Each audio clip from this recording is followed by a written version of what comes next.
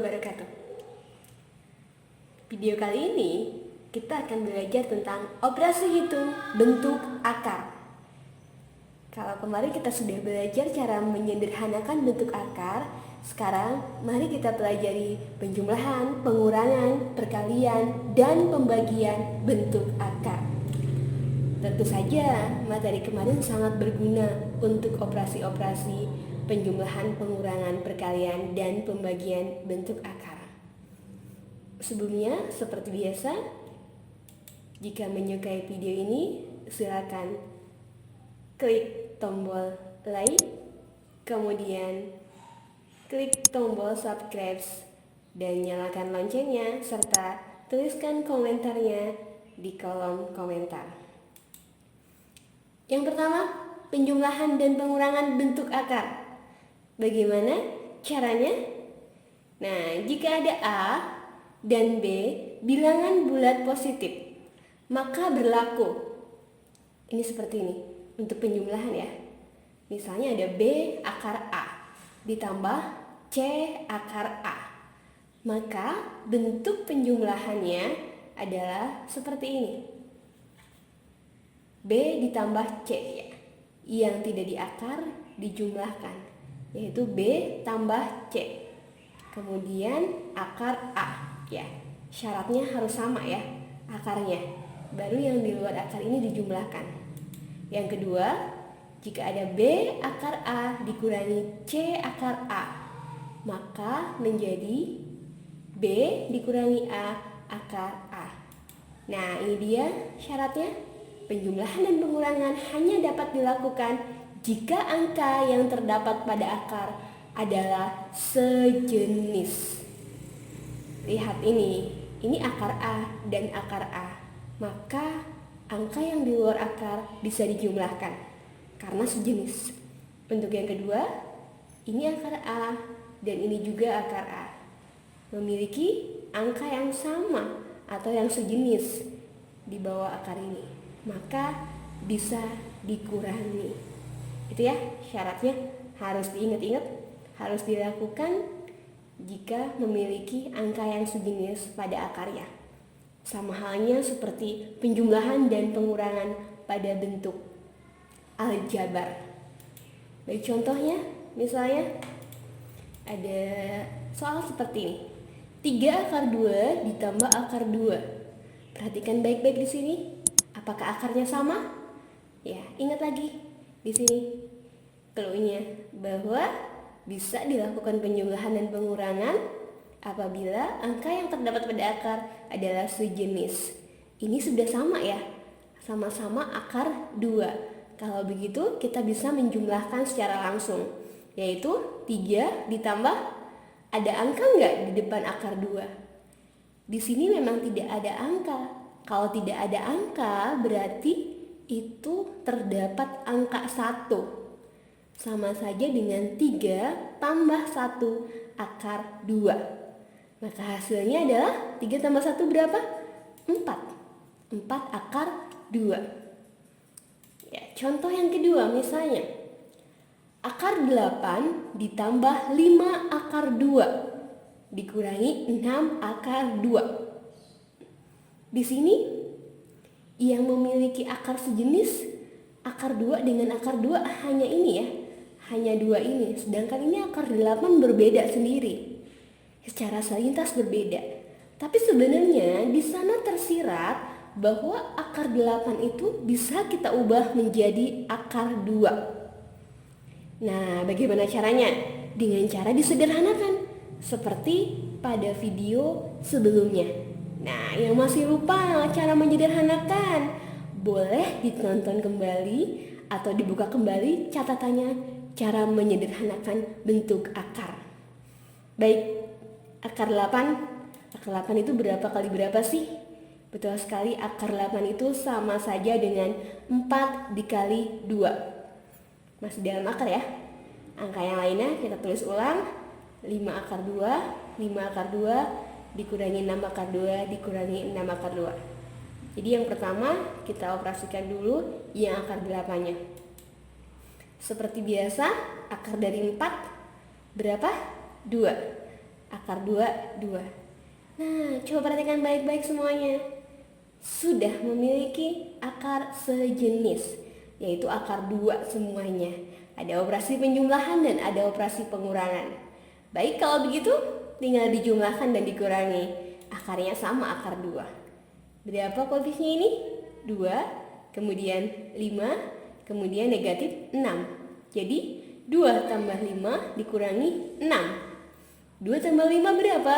7. 7 dikurangi 6? 1. Isinya adalah 1 akar 2. Nah, karena angka 1 di depan akar ini, maka tidak usah ditulis.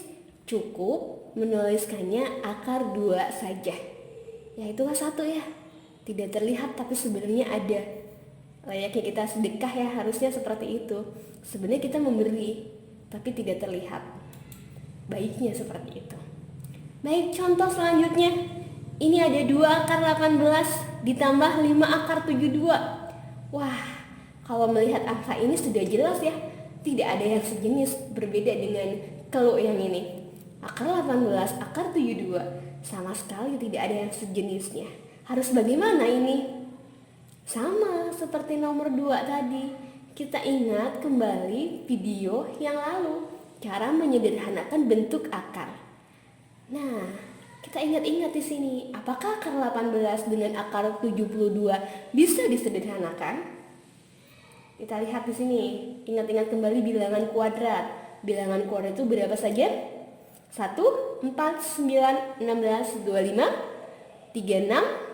Iya, itu beberapa contoh bilangan kuadrat. Kita lihat, sederhanakan ya. Bisa ternyata 18 itu. Baik, tulis dulu duanya. Ini 2 yang ini. Akar 18. Akar 18 itu sama saja dengan 9 dikali 2. Salah satunya adalah bilangan kuadrat. Ditambah 5. 5-nya kita tulis. Dan ternyata 72 itu adalah 36 dikali 2. Nah, operasikan kembali. Ini 2-nya kita tulis. Akar 9. Berapakah akar 9? Akar 9 sama dengan 3. Akar 2, bisa tidak akar 2? Akar 2 merupakan bentuk kuadrat ya, jadi bilangan irasional. Kita tulis saja di sini akar 2. Tambah 5-nya kita tulis, dikalikan. Akar 36 itu berapa? 6 kali akar 2. Akar 2 bilangan kuadrat juga ya.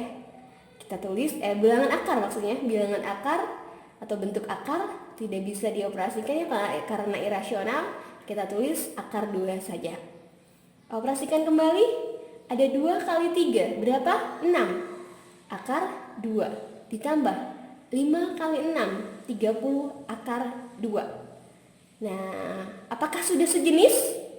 Sudah sejenis di sana. Kalau sudah sejenis, kita tinggal operasikan saja. Karena di sini operasinya penjumlahan, berarti yang di luar akar kita jumlahkan. Berapa? 6 ditambah 30. Akarnya adalah akar 2. 6 tambah 30, hasilnya adalah 36 akar 2. Mudah ya ternyata. Ya, yang penting tahu konsepnya. Dan menyederhanakan bentuk akarnya harus dipahami dulu sebelum melakukan operasi hitung ini. Baik, satu lagi soal. Ada 3 akar 5 ditambah 2 akar 6. Coba perhatikan, sejenis enggak? Beda ya, beda jenis. Ini akar 5, ini akar 6. Bisa dioperasikan atau tidak kira-kira yang ini? Coba kita sederhanakan. Akar 5 dengan akar 6 bisa nggak disederhanakan? Ada nggak bilangan kuadrat yang dikalikan menjadi akar 5 atau akar 6? Tidak ada ya. Ini sudah paling sederhana.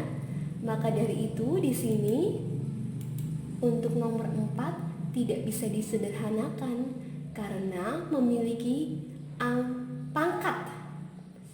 Ya, akarnya tidak sejenis ya. Akarnya tidak sejenis. Baik, ini untuk perkalian. Bagaimana cara perkalian pada bentuk akar? Nah, ini bentuk umumnya. Jika ada A akar B dikali C akar D, maka yang di luar akar dikalikan dengan yang di luar akar. Kemudian yang di dalam akar dikalikan dengan yang di dalam akar. Atau kalau misalnya ada A akar B dikali C akar D sama dengan A dikali C akar B kali D. Itu ya bentuk umumnya. Ini mudah juga. Baik, misalnya contoh yang pertama 5 akar 2 dikali akar 2. Yang di luar akar dikalikan dengan yang di luar, yang di dalam akar dikalikan dengan yang di dalam akar. Berarti 5 kali berapa di sini? Yang di luar akar. Baik, tidak ada angkanya. Kalau tidak ada angkanya berarti angka berapa? Angka 1. Berarti 5 dikali 1. Kemudian yang di dalam akar, berapa yang di dalam akar? Akar 2 dengan akar 2 berarti 2 kali 2. Kita lanjutkan. 5 kali 1 berapa? 5. Akar 2 dikali akar 2, akar 4. Nah, 4 ini merupakan bilangan kuadrat, jadi bisa diakar. Akar dari 4 itu berapa? 2 ya. Nah, berarti di sini kita lanjutkan 5 dikali 2, hasilnya adalah 10. Ini bilangannya bilangan bulat ya, hasilnya kebetulan ya, tidak dalam bentuk akar. Contoh yang kedua, misalnya ada 2 akar 6 dikali 3 akar 2. Baik, konsepnya ini yang di luar dikalikan dengan yang di luar, yang di akar dikalikan dengan yang di akar. Berarti di sini 2 kali 3. Kemudian yang di akar adalah 6 dikali 2. Baik, hasilnya adalah 2 kali 3 berapa? 6. 6 dikali 2, ya akar 12. Sampai sini sudah betul. Tetapi terkadang kalau soalnya pilihan ganda tidak ada isinya. Nah, kalau masih tidak ada isinya, kita sederhanakan kembali akar 12 ini. Akar 12. Kira-kira bagaimana cara menyederhanakannya? Ya, betul sekali. Sama dengan berapa? 4 dikali 3. Nah, ya, salah satunya bilangan kuadrat. Karena agar bisa diakar ya. Baik, maka sama dengan 6 dikali akar dari 4 berapa? 2. Kemudian akar 3 ada tidak? Tidak. Kita tulis akar 3. Kita kalikan 6 kali 2 berapa? 12 akar 3. Itu untuk perkalian pada bentuk akar. Satu lagi, operasi pembagian. Nah, ini bentuk umumnya. Jika ada C akar A dibagi dengan D akar B sama seperti konsep dalam perkalian tadi. Yang di luar akar dibagi dengan yang di luar akar, kemudian yang di akar dibagi dengan yang di akar. Maka hasilnya sama dengan C per D akar A per B. Itu bentuk umumnya. Contoh nih, yang pertama, misalnya ada 6 akar 6 dibagi dengan 2 akar 3. Yang di luar akar dibagi dengan yang di luar akar. Berarti 6 dibagi 2. Yang di akar dibagi dengan yang di akar. Berarti 6 dibagi 3. 6 bagi 2 berapa? 3. 6 bagi 3, 2. Maka hasilnya adalah 3 akar 2. Contoh yang kedua, ada 5 akar 3 dibagi dengan 20 akar 3. Sama konsepnya seperti nomor 1. Yang di luar akar dibagi dengan yang di luar akar. Yang di akar dibagi dengan yang di dalam akar. Maka 5 dibagi 20 akar 3 dibagi 3. 5 bagi 20. Bisa tidak? Ya, sederhanakan saja ya. 5 bagi 20. Sama-sama bisa dibagi berapa? 5 dan 20. Sama-sama bisa dibagi 5.